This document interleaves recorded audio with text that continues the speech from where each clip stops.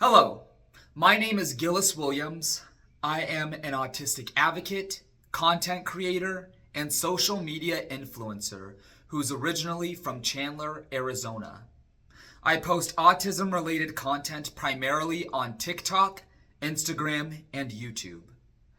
I have come forward to tell my story of my experiences in the broadcast news industry, particularly during the time period of July 2022 to January of 2023, which was when I moved to Eugene, Oregon, where I currently reside.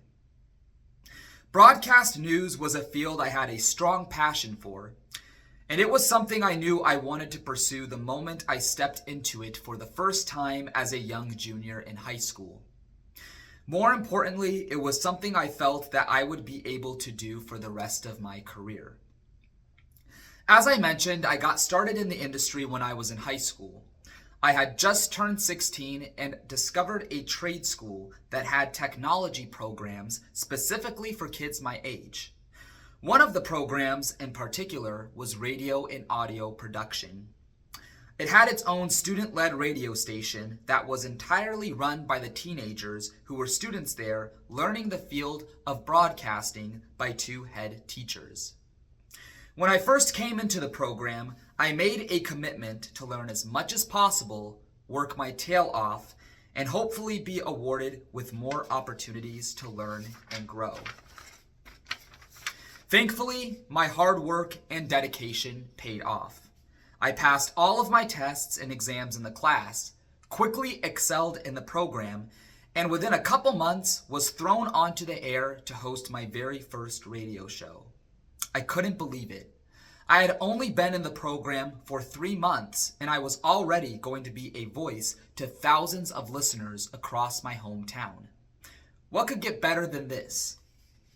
Fortunately for me, cool surprises started to pop up everywhere.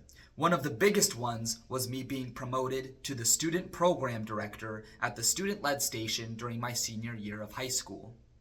I was so stoked, but also humbled and poised to continue to learn and prosper. Flash forward to the end of the school year, and I was named a Student of the Year nominee in my class for my ambition and tenacity to go above and beyond my peers. Although I did not win the award during my graduation ceremony, I still gave myself a pat on the back, knowing that I accomplished something huge by being named one of the few nominees out of thousands of students who attended the trade school. After I graduated high school and received my diploma in radio and audio production, I then went on to a 2-year community college, where I received my associate's degree in music business. Most of my credits then transferred over to the school that I had my eyes set on for years, Washington State University. Why did I want to go there so badly? Because that college had a very prestigious radio and television program for me to expand my knowledge of the industry. And on another note, as someone who's native to the Phoenix area, I was getting sick of the summer heat and wanted to move to somewhere colder, so it was kind of like a win-win situation. After I moved to the small town of Pullman, Washington to attend WSU, I still had my sights set on being an on-air DJ. However, I instantly took interest in a student-led television station that broadcast entirely on campus. I was reluctant to join, but I thought to myself, why not? I'll try my hand at TV, and if I don't like it, I'll go back to doing radio. Just like what I did at the radio station in high school, I worked extremely hard, working as a producer and editor for several non-scripted shows. And then, before you know it, I was promoted to a student executive role within the station for my senior year at the school. As all these opportunities arose for me, I knew this was yet another accomplishment to add on to my resume. And by this point, I had changed my dreams from being an on-air DJ to working in the TV industry. So I started to look at news producing jobs around the Pacific Northwest. I instantly landed a job as an overnight news producer in May of 2022, the same exact month I walked onto the stage at my graduation ceremony, holding my college degree in my hand a Bachelor of Arts in Broadcast News and Production. And so I was on to my next chapter, my dream job in my career field. I never thought I would accomplish as much as I did up to that point, but here I was, on to be a news producer for TV, something I never thought I would have been doing several years prior. But that's life. You never know what to expect, am I right? However, that sentiment was about to have a whole different meaning to it that would completely change my perspective of the broadcast news industry entirely. 2 months later, in July of 2022, I packed up everything out of my first apartment and made the long road trip down to Eugene, Oregon, a medium-sized city that sits in one of the grassiest valleys in the country. And not to mention, it's home to the infamous Oregon Ducks at the University of Oregon, but as a Wazoo Coug, we don't talk about that. About 2 weeks after I moved to town, I started my job at the TV station. Before I go any further in telling this part of the story, I want to be clear that I will not name the TV station I worked at or the people involved. And when I'm describing the people whom I worked with, I will only refer to them by their job title and use they, them pronouns to describe them in order to keep them as anonymous as possible. As someone who strives to show respect and sincerity to anyone, regardless of what they have done or said to me and others, my end goal is not to try to humiliate them or publicly call them out for their actions, but to bring awareness to a series of disturbing situations and events that I unfortunately experienced. When I first started work, everything was surprisingly pretty fun. Everyone I worked with was friendly and welcoming, and I could tell the news director and general manager really liked me. I was also working with 2 colleagues I went to WSU with. They had graduated a year before me, which made things feel like a family environment. My job title was a morning show producer who was responsible for working a graveyard 11:30 p.m. to 8 a.m. shift while producing the 5 a.m. and 6 a.m. newscasts for the station. But I was assigned to a regular 8 a.m. to 5 p.m. shift at first, which is what most of the reporters and producers worked, so the news director could help me get experience producing all the newscasts, including the midday, evening, and late night ones. I was on this shift for 7 weeks total, learning everything I could about the newscasts, while trying to impress my news director and make a name for myself as the hardworking newbie. After my 7 weeks was up, my news director determined that I was ready to join the morning team. I couldn't have been more excited to get started. Sadly, this was when I started to run into some major problems. I officially started as a morning show producer in mid-September that year, almost 2 months after I got hired.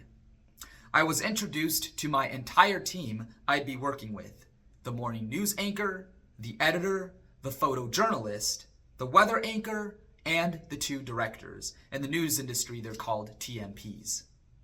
In addition to the team, I also had the chance to briefly work with the other morning show producer whose position I was going to be taking over, as they were only there to train me on how to properly produce the morning shows before moving over to the evening newscast team a few weeks later.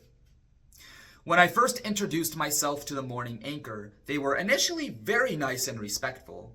They told me about them working in the retail industry for several years before deciding to go back to school and get a broadcasting degree to pursue their new dream of becoming a news anchor, which was slightly down the line of what my aspirations were. They then made it very clear that they were about 10 years older than me and made sure they would provide me with their expertise in several industries to help work with me on the shows. To add on to that, they even had the chance to look at my social media accounts and were really impressed with my message on spreading autism awareness. When I started producing the newscasts, at first the anchor gave me constructive criticism and honest feedback on how my writing and producing could be better, particularly when we had commercial breaks and were off the air. At first I was open and receptive to this criticism, As I acknowledged that I was a young, inexperienced producer who still had a lot to learn, so I took all the criticism I could get. However, the criticism turned from open and honest to strange and silly comments. As the weeks went by, the anchor started to tell me that my production lacked, quote, soul and lacked motivation. These comments were constantly said to me when I was in the production control room, and they would sometimes be said to me in private, mostly around the newsroom where the office workspaces were. At first, I started to laugh at these comments in a casual way, as I just thought to myself that this anchor had a slight ego and was just trying to push me harder. So I didn't necessarily ignore these comments, but I tried to shift focus on my own work and how I could, in good conscience, produce the morning newscasts to the best of my own ability. But then the comments from the news anchor got worse and worse, to the point where they almost sounded like personal attacks. They went from saying my newscast lacked soul and motivation to saying that I, myself as a person, lacked these certain qualities. And then their tone of voice when delivering these comments started to become louder and angrier. And this behavior started to really show during our newscasts. There were many instances, either off the air or when a voiceover was playing, that the anchor would slam their hands on the news desk in frustration and fiercely cross their arms while staring into the camera, shaking their head profusely. During these moments, part of me wanted to ask what was wrong, but I was too scared to do it, with the fear of being screamed at or sternly scolded. Frustratingly, there were several instances where the anchor would sternly tell me that, as the producer for my show, it was not up to them, the anchor, to make the creative decisions for the newscasts, but it was up to me to do so. In other words, they would tell me to, quote, take control of my show and, quote, stand up for myself by going against what they were saying, even when they vocally screamed their disagreements with what I was doing. I was so irritated and confused by this because they wanted me to go against what they were suggesting, only for them to get angry and furious at me when I actually did. I felt like I was being bullied and controlled by somebody who had absolutely no authority to do so, especially since our job titles were at the same level on the totem pole from a work experience and pay grade standpoint. And in regards to them being much older than me, they constantly pointed that out to me almost every day, stating that they were old and I was a, quote, young kid fresh out of college who was still learning a lot about life. And as they kept bringing this up, the more irritating it was for me to hear it, because it felt as if they were treating me like a child and not a grown adult. Keep in mind that while they were much older than me, I was still in my early 20s, so there was no reason whatsoever for them to treat me like a kid. After a disaster newscast one day, I pulled the other morning show producer to the side and I kindly asked if they were open to staying on as a producer for the morning team, while I went back to the evening team and worked with the news director again. Without saying too much, I told them with the utmost sincerity that I was not comfortable in the morning team's environment. I could tell they were trying to remain as objective as possible, but they ultimately decided to speak with the news director on their end to come up with a solution. Later that day after I got off work, the news director told me to come back to the station right before noon to meet with the morning team in person to, quote, hash things out and get any issues resolved. When I got to the meeting room, the entire morning team was there, along with my co-producer. The director sat us all down and calmly told everyone that there was, quote, no right or wrong in this discussion, and proceeded to ask any of us to volunteer to speak up first. Before I could even raise my hand, the morning anchor jumped in and had a completely different tone than they had had towards me up to this point. They spoke to me in a soft, quelling manner, telling me that if I had any problem with them, to not be afraid to come speak to them directly. I forced a smile on and acted like I was listening with all ears, but deep inside, I was furious and outraged.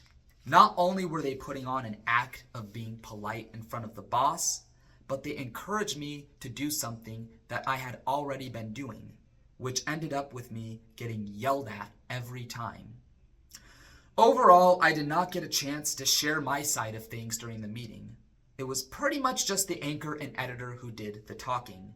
And by the time the editor also shared their thoughts, the director told everyone to wrap up the conversation because they had to step out of the meeting relatively quickly to start work on producing the evening newscasts. While there were a couple small solutions we all came up with, I still felt disappointed that I didn't even get a chance to talk. But I don't know what good it would have done for me other than possibly create more drama. As the director left the office, they looked at me and sternly said my co-producer absolutely had to move to the evenings as soon as possible and that me leaving the morning team was not an option. I was a little disgruntled to hear this, but I remained professional and complied with what they said. I left that meeting feeling a little bit worried, but hopeful things would get better since there was at least some conversation. Sadly, things did not get better. As the weeks progressed, my co-producer by then had left for the evening team and left me to my own devices. By this point, the anchor's language and screaming got worse.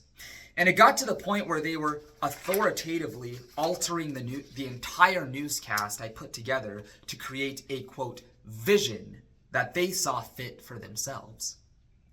With all this going on, they continued to make the same statements that it was my show and I should take control. But like I already said, I tried to do this just a little bit, but would end up getting scolded in the process. There were even moments during their verbal tirades that they would tell me not to listen to my news director because they thought they, quote, didn't have a clue what it was like to run the morning newscasts. This made me very confused and unsure of who to listen to. Should I go against what the anchor was saying and risk getting screamed at again by listening to my boss? Or should I ignore my boss and risk getting an angry email from them just to satisfy my news anchor? I didn't even know what to do with myself anymore. Not only was this negatively affecting my mental health inside the workplace, but it was also hurting me outside the workplace. Almost every morning after leaving the station, I would drive over to the grocery store and consume a lot of candy bars and energy drinks. I'm sure you've all heard the saying that you eat when you're upset. And I can't tell you enough, consuming candy and energy drinks was my response to my negative mental state. I consumed all this sugar to make myself feel better, but in reality, it was making me fall apart. I could barely go to sleep without waking up and having a lot of energy to use up, and I was pulling my hair out so much to where I had a massive bald spot on the right side of my head. Every day when I woke up, went to work, and then came back to my apartment to eat dinner, I had dark circles under my eyes with my actual eyeballs being bloodshot red all the time. To sum it all up, I felt like I was walking on eggshells, both inside and outside the station. The bottom line is that nobody, and I repeat nobody, in their early 20s should be dealing with this amount of stress. But it was unfortunately something I was putting up with. One day after the morning newscast got done, the news director emailed me detailing concerns they had with how I was editing the newscasts and asked me how they were able to help improve my job performance. I was scared to send an email out, but all I could say in reply was that because of my disability and me having trouble focusing on certain tasks, it was affecting my ability to produce the shows in a timely manner. This really wasn't the reason. The real reason was me being pressured and bullied by the news anchor to produce the show the way they wanted it to look. But I felt I had no other choice but to reply with another reason unrelated to the actual issue. The director replied back asking me to come in to meet with them for a few minutes later that day, with them encouraging me to stay positive and motivated. Right before I got to the station, the director texted me and let me know that when we met, they wanted to keep the conversation positive and talk solutions without hearing me say that things weren't going to work out with the morning team. When I spoke with them in person that day, I was still too scared and afraid to speak up about what was really going on. So I decided to use my autism disability again as a reason why I wasn't doing so well. And if you think about it, it's embarrassing for me to use my disability to cover up the real truth of the harassment I was enduring. Long story short, the director told me to keep things simple and have a clean newscast. However, unbeknownst to them, this was not what my news anchor wanted. But again, what could I have said during that face-to-face meeting to change things, other than start more conflict and put myself in an even worse position? So I just simply complied with my boss and left the room. A couple weeks passed, and the 2022 midterm elections were only a few days away. In the world of news, an election month is literally one of the biggest times of the year for news stations, reporters, and journalists. And as stressed out as I was at this point, I was actually excited because I felt this was an opportune moment to showcase my best production skills to the news director, especially with being a new member of the team. On Tuesday morning, which was the day of the midterms and hours before voters headed to the polls, I was gearing up and preparing a major newscast. But then the morning anchor, who came in a couple hours later, started to verbally criticize my content as vague, dumb, and stupid. They even went as far as to criticize the work from other news anchors, reporters, and producers who were not involved with the morning team. In that very instance, I was barely able to even touch the newscast, as I was so terrified to write any news story down without the fear of getting screamed at. As a result, both morning newscasts were nearly unfinished at the time they aired, and I was trying to keep my emotions together in the production control room. The anchors started slamming their hands on the desk whenever they got the chance to, cursing under their breath while sporting a nasty grin towards the camera. Midway through the newscast, they told me in an irate tone of voice to meet with them after the newscasts were over, expressing their frustrations towards my work. I simply replied through my headset, "Okay." Roughly an hour and a half later, I saw the anchor storm towards my computer desk, ordering me to step into the main conference room, even going as far as referring to the room as their own office space, despite the fact that no one even owns that particular room. The editor also joined us, and they both sat me down in empty seats and glared at me from across the table. They both began to scream right in my face, directing verbal insults towards me and my work, all the while listing off a horde of complaints they had towards me. The anchor repeatedly said during their rant that they were not being mean, but being blunt and brutally honest. The editor bounced off what they were saying, getting louder and louder with their language. As all this was happening, I was sitting in my seat completely frozen. My eyes became red as I was trying to hold back tears.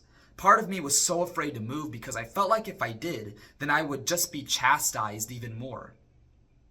Once they both finished yelling, the anchor eased into a calm tone of voice and asked me, "What can I do to help you succeed?" After hesitating to answer for several seconds, I started to utter some words until I was interrupted and abruptly scolded again. The anchor apologized and told me to continue. At that moment, I really wanted to tell the both of them that their behavior was completely out of line and unacceptable. However, after just getting a verbal beatdown, I was too scared. So I wrote it off by saying it was my autism disability that was posing me challenges.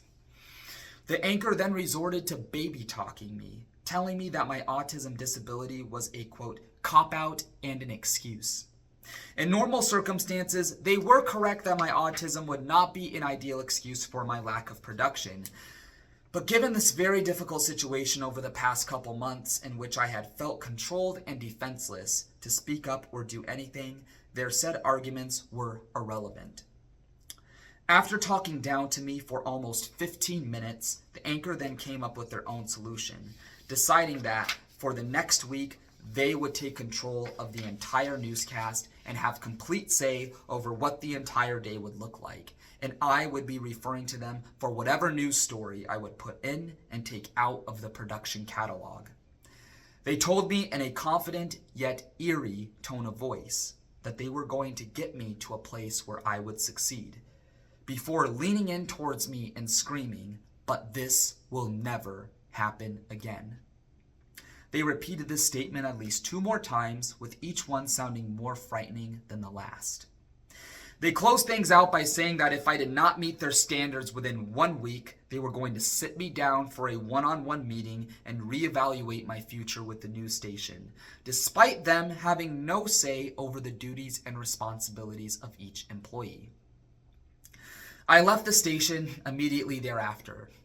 Words can't put into context the pain I was feeling, but if it means anything to help you understand, I was in one of the worst mental, emotional, and physical states of my entire life. I went to my car feeling dizzy and lightheaded with a throbbing headache. I tried to pull myself together and safely drive home, but I started to feel like I was going to throw up. My vision became blurry and my eyes felt red and swollen. I had to immediately pull over in a parking lot at a Walmart store to get some air. I stepped out of the car for a quick minute, but began to feel worse. So I jumped back inside my car and lowered my seat back to the point where I was lying down. Then I closed my eyes for a few minutes, trying to calm myself down. But this also wasn't working. So I called the only person I knew could help me escape this trauma I was experiencing: my dad. When I called him, he answered right away. Without exploding over the phone and screaming at him everything that had been happening, I just said in a straightforward voice what was going on. But I was still so emotional from that morning that I sort of gave him all the details out of order. However, my dad understood what was up within just a minute of me talking.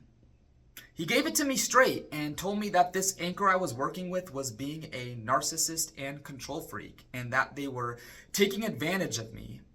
At first, I was having a hard time listening since I had so many other things flying through my head, but I came to listen to him. I told him that I was confused and didn't know how to handle things. Even though I was a grown adult, I was 22 years old during this time, and my dad wasn't going to command me to do something. He gave me strong advice for me to take and follow. He told me I needed to stand up for myself, and the next time this person tried to step on my toes, I needed to tell them to step off and allow me to do my job. My dad went on to say if I continued to stand up for myself and the anchor became offended and felt like their feelings were being hurt, then they were showing me their true colors as a person. My dad even said it wouldn't be a bad idea to consider leaving my job if things got worse, but told me not to act on this right away and continue working at the station to see if things hopefully got better. After we got off the phone, my head still hurt and I was still very emotional, but I was able to pull myself together and drive myself back to my apartment safely. I think hearing my dad's voice that day made me feel a little better. I went to bed right when I got home, getting a decent 9 hours of sleep. I got up the next night with me feeling more confidence and determination for the morning ahead. It was the morning after the midterms and polling results were still coming in across the country. I was still looking forward to impressing my news director on this big morning and immediately got to work. The co-producer I had worked with for a few weeks, who had since moved on to the evening newscast, came back that morning for a brief couple hours to help me and the morning team prepare for all the election results coming our way.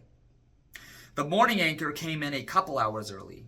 Right when they got in, they pulled out a chair and came to sit next to me at my desk, looking at everything I was putting together. I answered questions they had about some of the stories, and then they nudged me to the side, grabbing my computer mouse and pointing to all the issues they had with particular areas of the newscast. Right then and there, I took my dad's advice, mustered up the courage, and stood up for myself by telling them that this is what I was doing and that was my final decision. They began to criticize what I was saying, in which I responded by waving them off with my hand, signaling to them to leave me alone. They were speechless, not knowing what to say or do. I could tell by how stunned they were that they didn't think I would be able to raise my voice. They quietly walked back to their desk. A few hours later, right before the start of the newscast, the anchor pulled me into a quiet room and confronted me over what they thought was a lack of effort on my part to produce the newscast in a timely manner. I stood up for myself again, telling them I was taking control this time and doing exactly what I was supposed to do. They then pointed out the previous moment we had in which I waved them off and told them to back off, claiming that I was being disrespectful. I responded by saying I was not out of line with my behavior, as I was taking control and finally fighting back against their harassment, especially since they had repeatedly invoked this type of behavior towards me. The argument became more heated, and I decided that I finally had enough. So I told them square in the face that I would quit my job in an instant if they did not listen to what I was saying. All of a sudden, the anchor's mouth went completely shut. Their eyes veered towards the ground for a few seconds as they had to process for a moment what I had just said. They said in an uncomfortable tone of voice that they didn't understand why I wanted to quit, explaining that their rude behavior was, quote, typical in the broadcasting industry. I simply replied, if that's the way this industry is, then I don't want to be a part of it anymore. I'm done. The anchor then clenched their fists with their face filled with rage and their lips pressed together, and they stormed out of the room. Reflecting on that moment, I still remember the exact way they walked out, and to be honest, it looked like I was watching an adolescent throw a temper tantrum and then angrily leave the room. I had never seen anything like it before. I ended up sticking around for the remainder of the newscasts, and then, without saying a word to anyone, I packed up my belongings at my work desk and I quietly left the station. I called my dad about an hour later, and I told him what had happened. He told me he was very proud of me for standing up for myself, but said I took things too far by quitting my job. He told me that I made a decision when I was emotional and in the heat of the moment, and he said I shouldn't have done that. I agreed with what he said, so when I asked him what he recommended my next steps should be, he told me to stick to my job by going into work the next shift, but beforehand, messaging my news director to inform them that I wanted to speak to them privately over the phone. I did just that and called my news director a couple hours later. I could tell by their tone of voice they were both dumbfounded and upset. They explained to me over the phone that the anchor tried calling them multiple times both during and after the newscast that morning. At that point, I came out and told them everything the anchor had been doing and saying to me. The director was clearly upset on my behalf, but they also made things clear they had to stay neutral when getting my viewpoint, as they had not yet talked to my editor and anchor directly. I eventually agreed with my boss to continue coming into work, with them saying they would talk to the other team members later and do all they could to hash things out so that these issues I brought up never happened again. Later that afternoon, I received an email from the director telling me things I could do and say differently at the station, while also informing me they spoke to my entire team and told them changes they could make on their end to ensure we would better work together as a team. They ended the email by expressing their confidence in the entire team, saying that we can be successful if we put our heads together and work out our differences. I was actually pretty content with the email. I felt like this may be a turning point where things slowly but surely start to change for the better. A couple weeks had passed by then, and the anchor became rather quiet around me, only communicating with me when they had questions for me about the morning newscasts. I think in some ways I started to get along with them a bit more, but I do admit there was still some tension between us. However, things were starting to move in the right direction, and I guess that was saying something. But right when things were slightly improving, that's when I began to have issues with my editor. I have already noted that I had had some conflict with my editor prior to the incident with my anchor during the midterms. However, my editor's behavior towards me started to get much worse since then. My editor would usually come in a couple hours after I showed up to produce the newscast so they could review the content I was putting together and create videos and audio based on the stories I put in. Right before they came in, I placed a note into one of the stories in our production system, politely suggesting they make an edit to some footage from the previous day. When they came in and reviewed my notes and saw this note from me, they sternly told me not to make such suggestions, as they said they, quote, don't take those kinds of things very well. When I asked them to clarify what they meant, they began to scream at me, yelling at me to not tell them how to do their job. I apologized in a fearful tone, afraid to say anything to them the rest of the day. I want to be clear that I was in no way demanding them to perform a certain task that I thought would be correct. I was just making a friendly suggestion with the sole intention of being a good teammate and working together. Simply put, if they made a suggestion like that to me, I wouldn't have been upset. And then there was another time during the week of Thanksgiving when my anchor had to leave early because they were feeling sick. So my news director sent me a message putting me in charge of the midday newscast, which was the show my anchor would typically produce after I went home for the day. Sometime after the anchor left, the editor screamed at me from their computer desk, asking why I was, quote, butting in to the midday newscast and making edits when they claimed they had everything covered. I told them that I was just doing what I was instructed to do by the news director. They then criticized the director's decision to put me in charge of the newscast when they said they had it handled. In a professional tone, I asked them, what do you want me to do then? They then replied, just get the hell out and leave. As angry as I was being talked down to, and as much as I wanted to say something back, I held in my anger and emotions and calmly told them, okay, if that's what you want, then I'll go. I quietly left the station that day. In addition to these few moments, there would be times on and off when I would hear this person constantly slam their hands on their desk. Every time they did it, it would scare me. And there would be times when I stayed completely still at my desk, not even moving a muscle, because I felt like if I did move, I would be screamed at. What's even creepier about this is that I never knew why they were slamming their hands. Was it because they were mad at me? Was it because they had something going on in their personal life that they couldn't help but be angry at? Who knows? All I know is that these moments, and more, made me absolutely terrified to work with this person. There were even times when I would hear them step out into the hallway and start bellowing out loud screams. During one of these instances, I walked away from my desk to use the restroom. As I opened the door to enter the station's hallway, I saw them coming into the newsroom from the opposite way I was going, and they were crying. Part of me wanted to go up to them and ask them what was wrong and if there was anything I could do to make things better.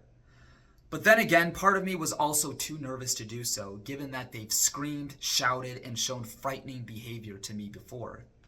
As much as I wanted to go up to them, they just didn't seem very approachable. As the weeks passed and these issues with my editor got worse, I started having issues with my anchor again. But this time around, the negative behavior from them was not directed to my face. Instead, it was behind closed doors. One time after one of the newscasts got done for the day, me and the anchor stood right outside the broadcast booth and started chatting about things we wanted to work on to improve the newscast. In that conversation, the anchor acknowledged that their past behavior towards me was not okay.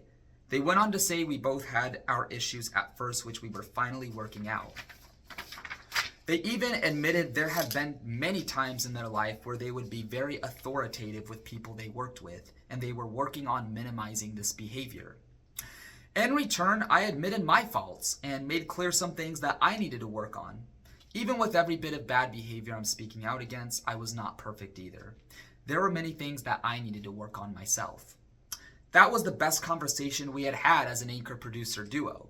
We actually talked our differences out and charted a clear path forward for us to fulfill our goals as a morning news team. I had never thought I'd be saying this, but for once, I felt like this was our moment to shine through and become great teammates and close colleagues. But within just 10 minutes after our conversation, all of that was entirely deflated. A few minutes after we finished talking, I made my way from the producer's control panel back to my computer desk so I could look at some emails and then pack up for the day. As I entered the newsroom area, I could hear a quiet conversation between the anchor and the editor outside in the hallway, not too far from where I was standing. I didn't think much of it at first, but when I started hearing my name being addressed, I began to listen in on what was being said from a distance. I heard the anchor criticizing my content and work ethic, repeating the same exact things they had said many times before, like that my content was stupid, ridiculous, and weak, even going as far as to use these words to describe me as a person. And just like that, I went from being excited to feeling sad and disappointed. I couldn't believe it. After having a very thoughtful conversation just a few minutes prior, the same person who was supposed to be my coworker and teammate, whom I had thought was finally wanting to work with me, just went behind my back and insulted me. I just didn't know what to make of it. I was speechless. I'm pretty sure there were more situations afterwards where this anchor did the exact same thing as far as going behind my back and saying mean things about me, but I only overheard this one particular conversation. And echoing my statement from earlier, they were starting to say these things when I wasn't around instead of in front of me. And I think it was mainly because they realized that they couldn't pick on me face to face anymore, or their job would be at risk, since I first reported their behavior to my boss. But as the weeks continued, I noticed they were starting to fall back into their old ways. During one of the newscasts in which I was laser focused at the control panel, we were about to go to a commercial break, and as the anchor was reading off the teleprompter, they began to read a teaser I had written down that they weren't entirely aware of. Completely disliking what I wrote, I could hear the anchor scream through their earpiece. And from what I could make out on the TV sets in the production room, they shot up out of their seat and threw their pen across the room. I assumed from what I saw, the directors in front of me anticipated their scream and quickly turned their mic volume down to 0 so that it couldn't be heard on the air. And just in case you're wondering, they were not visible on the TV screen when this happened. The video that displayed the upcoming news story could only be seen. I want to make that clear. You probably guessed it, but I was petrified. I had known for years that there could be some anchors that had anger problems, but nothing on the level of that. I put my hands up in the air, scared to even touch the talk button on the control panel so I could communicate with them. After collecting themselves for a minute, they walked back to their seat and half-heartedly apologized for their outburst, with them giving a simple explanation that they were just, quote, upset over the teaser I had written down. I wanted to yell something back, but given that I had dealt with this behavior one too many times, I was just too exhausted and mentally drained to do it. All these instances of verbal harassment and shouting escalated, and my mental health was deteriorating. I was beginning to wish I had never joined the station in the first place if any part of me were to think that the experience was going to be this terrible. If you go back to my old TikTok videos that I posted during this time, around November 2022 to January of 23, you can see the clear signs of stress and unwellness on my face. Dark circles are under my eyes and my hair at times looks really messy. This was all because of what was happening at the station. Not even being close to my family made things better either. Because of my job at the station, I couldn't go home for Thanksgiving or Christmas. Plus, since I had only been in Eugene for a few short months, I hadn't made a lot of new friends yet, so I couldn't ask anyone if I could visit their family for the holidays. To sum it up, I felt so alone, like I was inside a dark hole with nothing but a dark environment surrounding me. I had no one to talk to, and no one I could really share my experiences with. All these emotional feelings inside and outside the workplace, combined with the way I was being treated on the job, made me reach my breaking point. After celebrating New Year's Day, which was one of the very few times during this period when I actually felt good, I decided I was done. I told myself I couldn't take it anymore, and in order to save my mental health, I had to leave the station and the industry for good. Right at the start of the new year, I took roughly a week to type up my 2 weeks notice letter to my director. At first, I was a bit nervous to tell my boss for a couple reasons. First, I was 6 months into my 2-year contract and knew there could be some serious legal repercussions if I broke my contract. And second, I was afraid my boss would be very upset and try to talk me out of quitting. But after some reflection on these reasons, I knew that the larger downsides of me working there far outweighed the downsides of me leaving. So once I finished typing up my letter, I told myself I was ready to face this moment head on. One morning after wrapping up the newscast, I left to go run some errands and grab a few things. And then I drove back to the station to deliver the news to my boss. In my letter, I detailed to them the reasons why I was leaving. I told them everything that had been happening to me since I first reported the behavior from my anchor a couple months ago. To my surprise, my boss took my resignation pretty well. They didn't yell or scream back, let alone interrupt me. They allowed me to read my letter to them from start to finish. When I finished reading, they had a calm but empathetic tone of voice. They told me I needed to take care of myself, and they completely understood where I was coming from. In an objective manner, they told me the incidents of poor behavior I highlighted was something they did not find acceptable at all. Furthermore, they said it made them rather curious of what was really going on during the overnight hours at the station, saying they wouldn't be opposed to moving to the morning team for a few days to act as a, quote, fly on the wall. After talking for a few more minutes, I got up from my seat, shook their hand while thanking them for respecting my decision, and I left their office. A couple days later, we both agreed to have me work a few weeks beyond my 2 weeks deadline, in which after 2 weeks of being on the morning team, I would then transfer to the evening team for 3 more weeks, with my last day at the station being in mid-February. The next 2 weeks flew by with ease, as I was gearing up and prepping for next steps.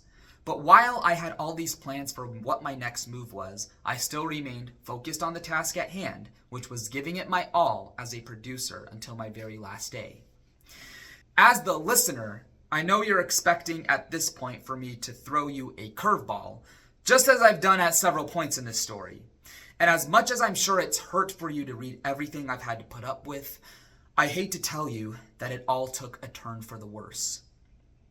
It was Friday, January 27th, 2023, a day I will never forget. That day was supposed to be my very last newscast on the morning team until I moved to the evening team the following week as planned. I got into the station right before midnight as usual and started to create all the news stories and build the newscasts. A couple hours later, my editor came in and reviewed my content.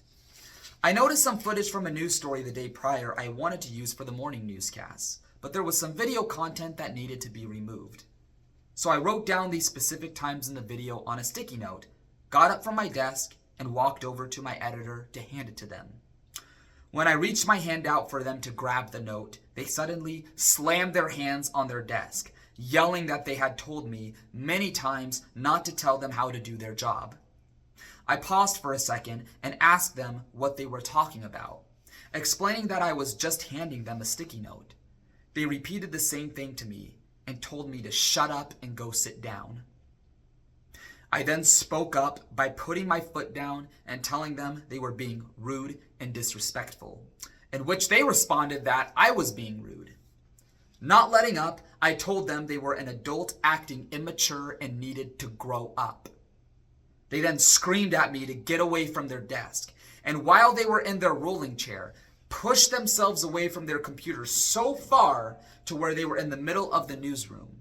They reached into their pocket and pulled out their phone, holding their hand high in the air while threatening to call the police if I didn't back off. I immediately walked back to my desk, telling them if they were going to act this way towards me, then I would leave. In a childlike tone of voice, they responded by saying they would tattletale on the news director and general manager for me walking out on the job.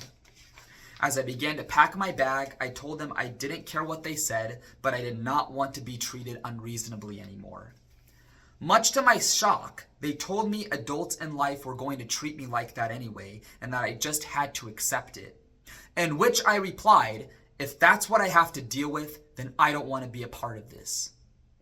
They started to go off on a tirade, pointing out small grievances they had towards me, and even brought up issues they knew I had with my anchor. They snarled at me, telling me they knew I was leaving the morning team because of these issues, despite me not even saying a word to them or anyone else other than the news director about my resignation letter. Having heard enough of their screaming and shouting, I started walking out, repeatedly telling them that they were being a bully. They asked me to explain why, in which I refused to, and I kept walking. That's when they started mocking my autism disability, making fun of my voice and the way I sounded as well as my mannerisms. I finally opened the door to the hallway and stepped out, only for me to hear a threat that was so surreal and inexplicable. Gillis, I'm going to find you and end you. I stormed out of the building, speed walking to my car, and quickly driving out of the parking lot and through the building gate.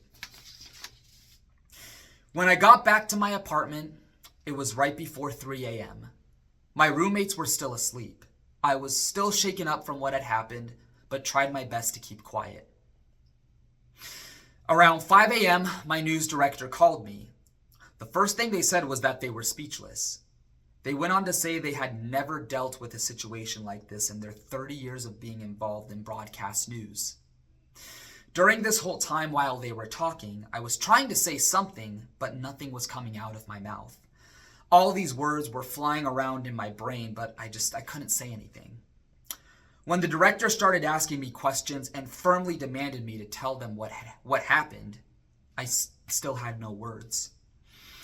When they started losing their patience over the phone and asked me to give them at least one detail into what went down, I burst out in tears, telling them I don't know what I did to deserve being treated so poorly. Then they calmly asked me in a cooler tone of voice, what happened? Because all these thoughts were still rattling around in my head over the incident, I blurted out some of the details, but did not tell my news director everything. Part of me was too afraid, but it was also because I couldn't get my thoughts in order. After they heard me talk, they told me they heard both sides of the story and simply played it off by saying, me and my editor simply, quote, didn't get along, labeling the situation as us having conflicting personalities that didn't mesh well. Then they told me about the next steps the station was going to take on whether I should keep coming in for the remaining 3 weeks we agreed to. Lastly, before hanging up, they told me to keep my head high and that I would, quote, get through this. That weekend, after taking some time to myself, I decided to send an email to the director saying I would no longer be coming into work while telling them I would be filing a complaint to the legal team that handles the human resources issues at the station. I further stated in my email that I did not tell them everything that had happened on the day I walked out, including the incident where my safety was threatened. I subsequently typed down every detail from that morning. On the following Monday, my director texted me telling me to meet them outside of the station building later. They said we weren't going to discuss anything related to my workplace complaint, but they would simply hand me my final check and any belongings I had at my work desk. When I got to the station and received everything from the director, the last thing they told me was that regardless of what happened, they personally thought I was a great person and human being, and had nothing but good things to say about me. I then shook their hand, thanking them for having me work at the station for 6 months, and told them I was going to be okay. And just like how I entered the newsroom on my first day, I quietly left the building without issue.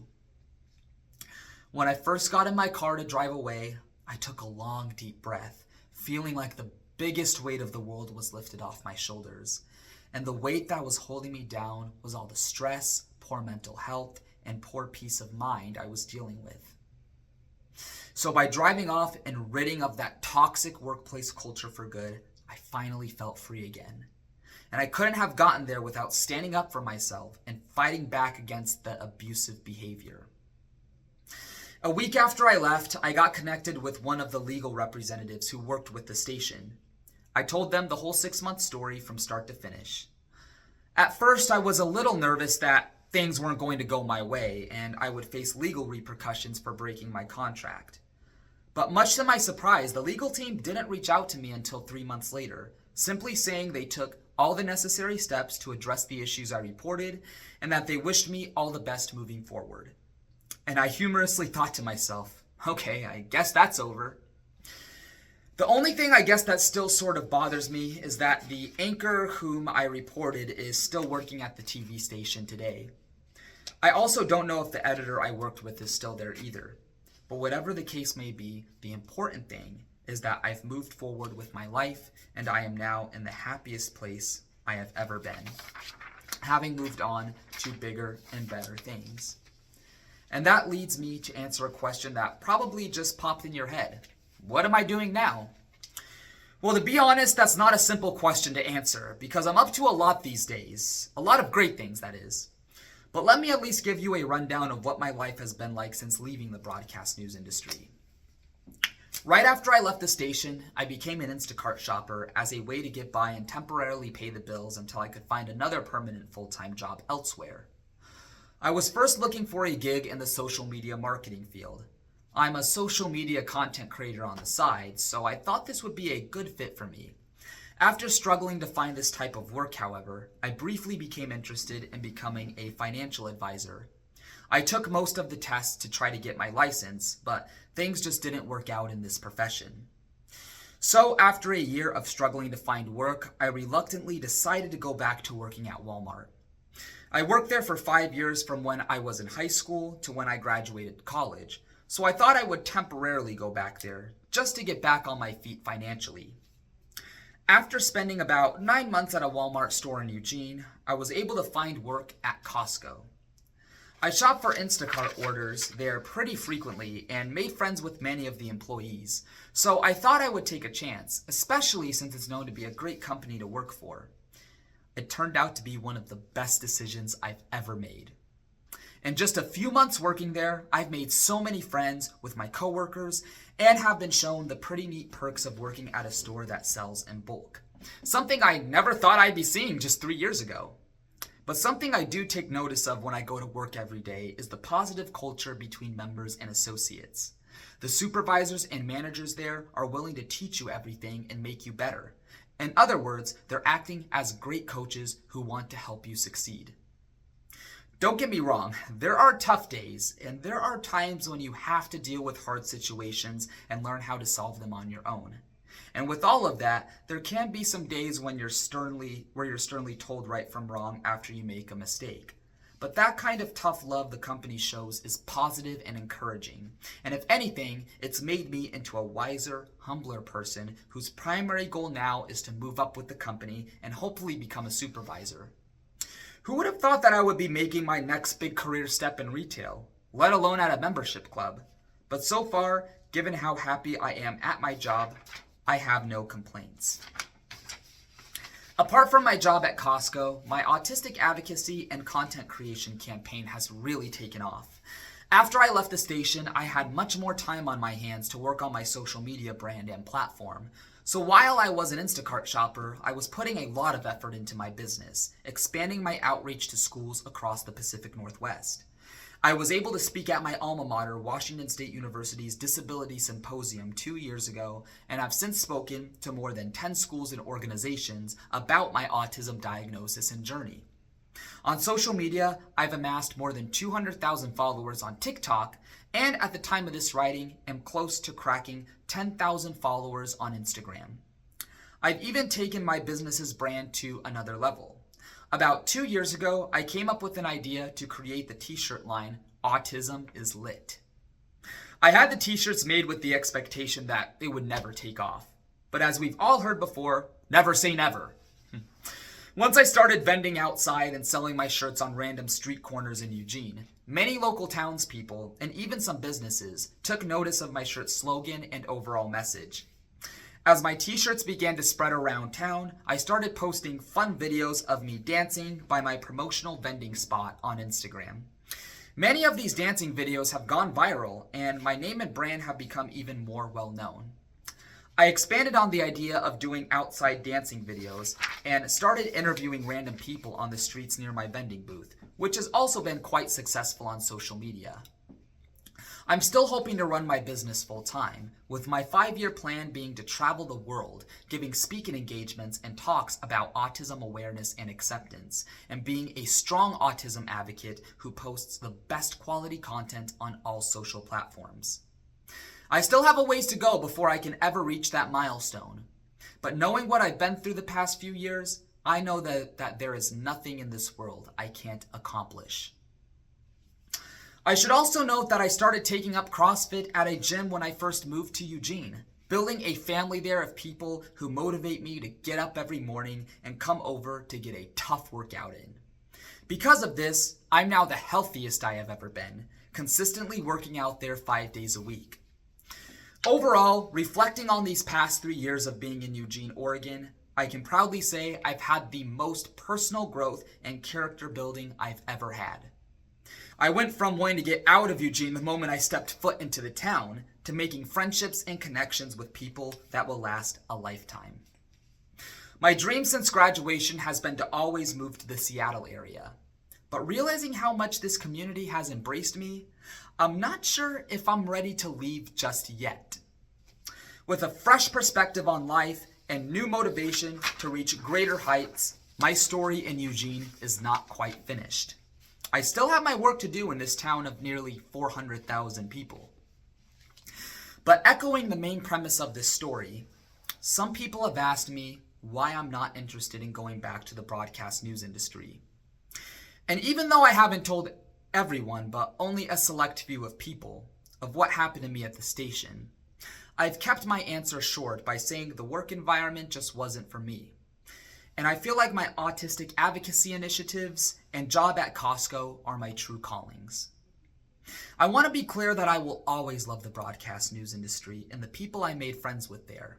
But given what I dealt with at the station compared to all the amazing things I'm doing now, I just have no desire to go back. No desire at all. Let me flip that statement on then to a rhetorical question. With what I'm accomplishing now, why in the world would I go back to that toxic environment? My successes and achievements have not come on a linear path. I hit a lot of bumps in the road to get to where I'm at now.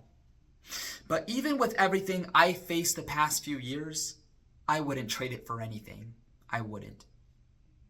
Because we all need to go on that bumpy journey to help make ourselves stronger, wiser, and humbler. And with the term wisdom in mind, I want to leave you with a few takeaways I have of my experiences of verbal harassment and abuse in the broadcast news industry. Number 1, the anchor I worked with would often say to me during each shift that if you're not tough enough to take insults and unreasonable behavior, then you shouldn't be in the broadcast news industry. To me, the anchor twists this statement on its end in such a dangerous way. Yes, I agree with them that you have to have thick skin in the industry. However, degrading and insulting your coworkers along with their performance and then making it a habit almost every day to do so is not the way to show toughness. Simply put, if your coworkers were to treat you unreasonably and insult you almost every day, they wouldn't be your coworkers for very long. In reality, the true method of showing toughness is to coach people. And by coaching means to lift people up and show them the right way to perform a certain task correctly. In other words, teach and educate. Don't insult, yell, or dehumanize. At that level, that's not being tough. That's straight up bullying. Number 2, while I'm not here to downright insult the anchor at the station, I do want to respectfully tell the truth about their character and morals. Frankly, their character did not include working together and being a teammate, but fell along the lines of narcissism and being a control freak. My parents taught me that narcissists and control freaks have serious personal issues and insecurities going on in their lives outside of their job that they have trouble working out on their own. So they decide to control others to make themselves feel better. I understand when someone says they're having problems and challenges outside of work. Believe me, I've had countless of them. But it is completely unacceptable to drag people down with you, especially on the job when you're trying to showcase your professionalism. Number 3, even with what I brought up and how poorly I was treated, I do admit there were a few situations where I slipped up and could have used better judgment when handling certain issues. One in particular was when I was working with my 2 fellow colleagues I mentioned earlier who went to WSU with me.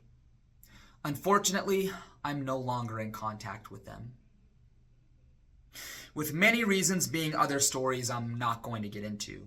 But I can simply say there were times when I slipped up on a couple social media posts and posted the wrong things on my platforms at the wrong times. It certainly rubbed both of them the wrong way, and I put out an image of myself that made them very uncomfortable around me. Again, there were other reasons, but that sums up most of them. There were also other instances where I don't think I communicated with the morning team enough when smaller issues were going on. Even worse, when I was first having a conflict with my anchor and editor, I think I tried to pull one of my colleagues a little bit too close to my side of the table, and I think it made them nervous to continue talking to me. Looking back, I can completely understand how they felt, as I would probably do the same thing if I were in their situation. But with all this in mind, I now reflect on the lessons I learned from these mistakes and am thankful for them, because I would not be where I am today without having made them.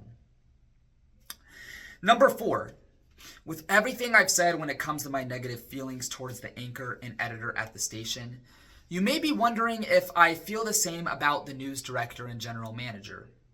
I don't like to be the type of person to throw hate or bad vibes around to just anyone. So if I had to be fair, I don't have any ill feelings towards the director or GM. I've bumped into them a couple times here and there since working at the station. And they've seen what I'm doing now, but that's as far as what I want them to know about me. If you put yourself in my shoes, it's just very awkward to face the people from the company you filed a complaint against. So I do respect them from a personal level. Would I want to be friends with them? Absolutely not. But at least I can respect them personally. Number 5. In the grand scheme of broadcast news, I still strongly believe it's a great industry, but there are too many problems within it when it comes to treating others with respect. Believe it or not, the verbal abuse I experienced at the station was nothing new to me. I briefly mentioned this at the beginning of my story, but prior to graduating from college, I served as a student executive at a student-led TV station at WSU. Unfortunately, the president of the station, whom I thought was my best friend, turned out to also be a narcissist and control freak, just like the anchor I worked with. They would love you when you were on their good side, but absolutely hate you and make your life miserable when you were on their bad side. And at a moment's notice, they would slap you in the face with some of the worst verbal insults that can ever be said to somebody. I ended up leaving my job there because of this behavior. I bring this up because I assure you, if I experienced all of this twice in 2 different situations, then I bet you other members of broadcasting, including some of my close colleagues, have as well. A few weeks after I left the TV station in Eugene and told my family the news when I came home to visit in person, my mom said something that really stuck out to me and still sticks with me. We are living in the 2020s, and that kind of behavior is still going on in the workplace. And guess what? It's true. That behavior still exists. If any of you listening to this think that kind of abuse stopped decades ago? It hasn't. It hasn't. And that means a lot in today's world because local news stations like the one I worked at are dying. It mostly stems from an increase in national news consumption, staffing issues at local stations, and a general lack of interest with current generations to become news reporters or anchors. So if we all want to save local news, and the news in general, from extinction, we need to start by positively motivating the people who are joining the industry. And that's not by insulting or coldly dismissing them. That's by working with them in the most professional way possible to ensure they do succeed, or at the bare minimum, perform at a high level. Number 6. With that in mind, the sentiment of, if you're not tough enough, you won't make it and this isn't for you, is nothing new that I haven't heard before. Some of my mentors in the broadcasting industry, whom I've known since high school, have said the exact same thing. But when some of my colleagues hear this, they think that means if you can't develop thick skin, then you're too weak to make it in any industry. And that is entirely untrue. I view this sentiment simply as a choice. And that choice is to stay if you can handle it or leave if you don't like it. In my case, if the broadcast news industry is truly what they say it is, a verbally abusive and harassing environment that destroys your mental health and peace of mind, then I guess it really isn't for me. And with that said, I know for a fact there are many other industries out there I'm better off being involved in that truly value me and my hard work. To anyone who's wondering if I'm still reeling over my experiences at the station, I'm here to let you know that I'm doing great. I'm in a great situation at my current job, and as of late, my life has been on the upswing. I've never let any challenge hold me back from achieving long-term success, and this is no different. Although the road ahead remains uncertain, I can proudly say I'm stepping onto it with confidence and determination. In regards to my story, however, I want to again be explicitly clear that I am not telling it to publicly embarrass or humiliate the station I worked with. As an advocate, that is not my way of doing things. I'm only bringing awareness to what I dealt with, and I hope it encourages anyone out there who's dealing with a similar situation, either at work or in their personal life, to stand up for themselves and fight back against bullying or abusive behavior. My final message is this. I hope none of you who have listened to this ever find yourself in the same situation I was in. But if you've been through what I've been through, I feel for you and understand what was done to you. What happened sticks with you for a long time, but you can choose to have it drag you down, or you can use it to get back up. The road back on top is not a linear path, but we must be willing to face the series of twists and turns so we can deal with the headwinds of constant change, even if that means facing off against our greatest enemies. Get up. You can do this. In the words of my dad, let's all make something positive happen today. Thank you.